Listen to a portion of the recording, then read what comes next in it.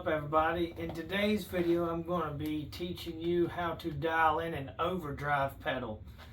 First off, these things are definitely better in front of a tube amp, and when I say in front I mean guitar plugged into the overdrive then to the amp.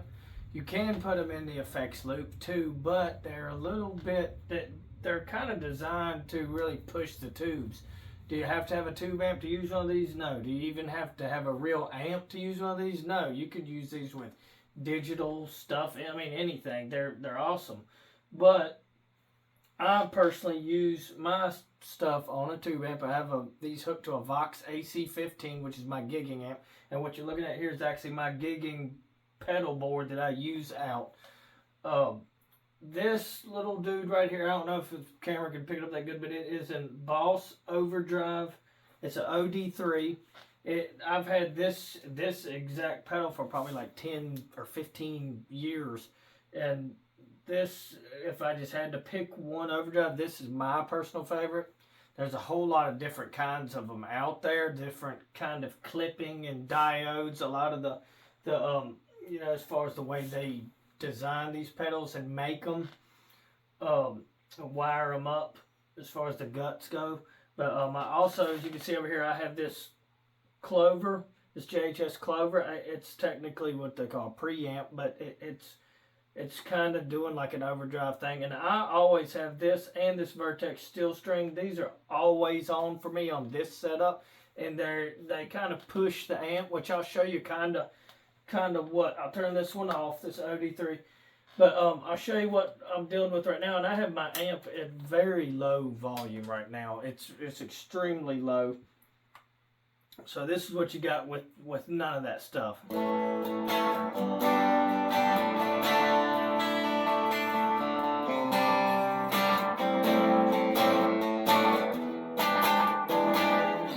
See, it's pretty clean, pretty clear, but you click this baby on there. See,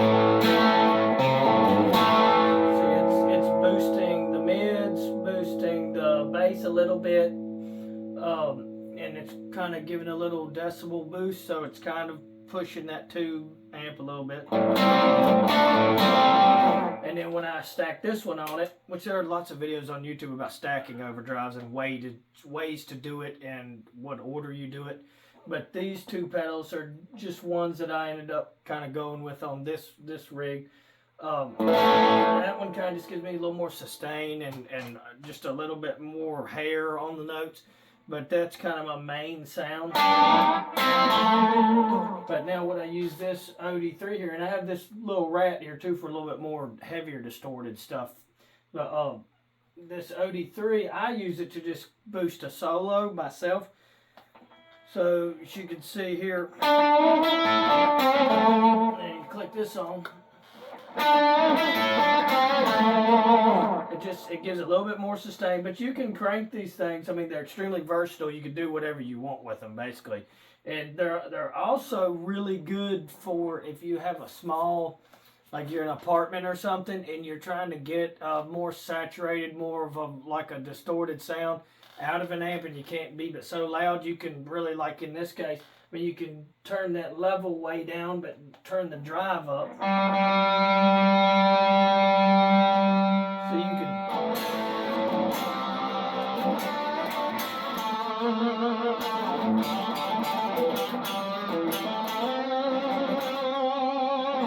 and it can really give it a lot more dynamics at lower volumes. You can use these things, and it's not like this is the only one that you know that does this.